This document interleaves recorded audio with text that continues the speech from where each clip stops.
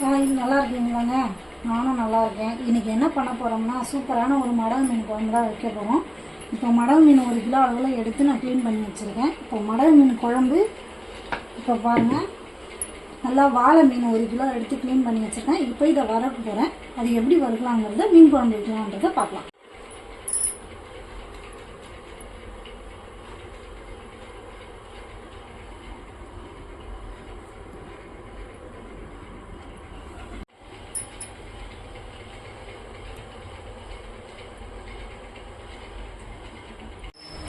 இப்போ இந்த குழம்பு வைக்கிறதுக்கு மண் சட்டி வச்சுருக்கேன். மண் சட்டி நல்லா காஞ்சிட்டு இருக்கு.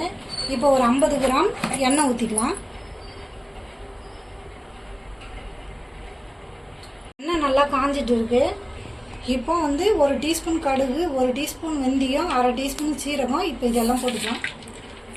இப்போ இந்த குழம்புக்கு தேவையான தாளிப்பு வந்து ஒரு பெரிய சைஸில் பெரிய வெங்காயம், ஒரு 10 சின்ன வெங்காயம், ஒரு 2 கட்டு கருவேப்பிலை, ஒரு சின்னதாக ஒரு தக்காளி. இப்போ கடுகு நல்லா பொரிஞ்சு வந்துடுது. இப்போ நம்ம வெங்காயத்தை போட்டுக்கலாம்.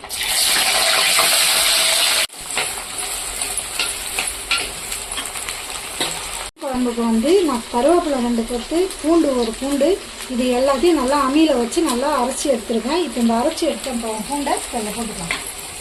தக்காளி ஒரு 2 எடுத்துருக்கேன். தக்காளி பழத்தை நான் அரைச்சி தான் இந்த குழம்புல சேர்க்க போகிறேன். ஒரு தக்காளி வதக்கிறதுக்கு வச்சுருக்கேன். 2 தக்காளி அரைச்சி ஊற்ற போகிறேன்.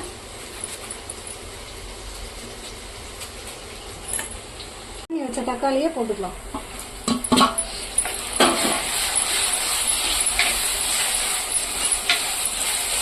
அரைச்சி வச்ச தக்காளியும் பதில் ஊற்றிக்கலாம்.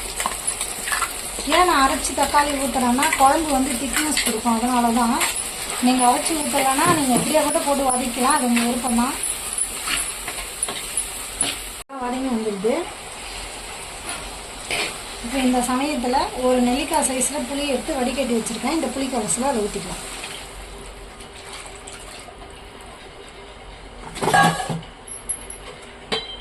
ஒரு 2 டீஸ்பூன் அளவு குழம்பு மிளகாத்தூள் போட்டுக்கலாம்.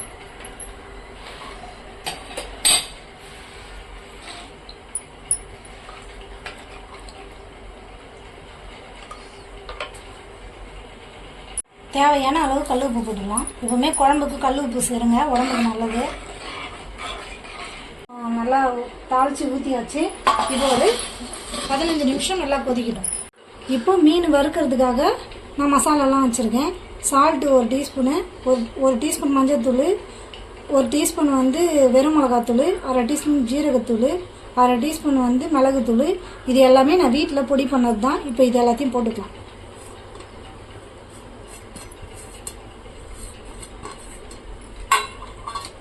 மீன் வந்து உப்பு காரம் போட்டு ஒரு 10 நிமிஷம் ஆயிடுச்சு. இப்போ மீனும் நம்ம வறுத்து எடுத்துக்கலாம். இப்போ அதுக்கு வந்து நான் தோசைக்கல் போட்டிருக்கேன். தோசைக்கல் நல்லா காஞ்சிட்டு இருக்கு. இப்போ ஒன்று ஒன்றா எடுத்து நம்ம போட்டுக்கலாம்.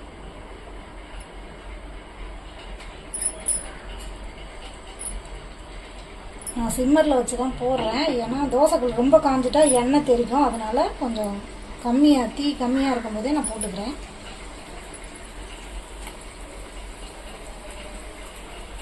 அது மாதிரியே கொஞ்சோண்டு ஒரு கொத்து கருவேப்பிலை போட்டு வறுத்து எடுத்தால் மீன் நல்லா வாசனையாக இருக்கும்.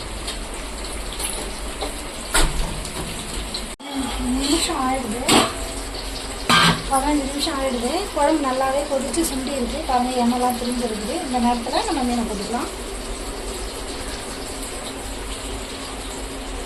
இப்போ மீன் போட்டுட்டேன். லைட்டாக ஒரு இப்படி கிண்டி மட்டும் விடலாம். ரொம்ப போட்டால் மீன் உடஞ்சிடும். இப்போ லைட்டாக ஒரு 5 நிமிஷம் போட்டு நல்லா கொதிச்சோன்னா ரொம்ப வேகணும்லாம் கிடையாது.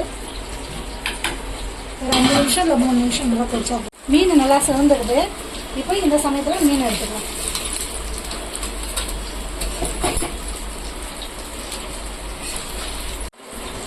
குழம்பு நல்லா சுண்டிடுது. இந்த அளவுக்கு வந்தால் போதும். நம்ம என்ன பண்ண போகிறோம், பச்சை கருவேப்பிலை கொஞ்சம் போட்டுக்கணும். இப்போ அடுப்பு ஆஃப் பண்ணிடலாம்.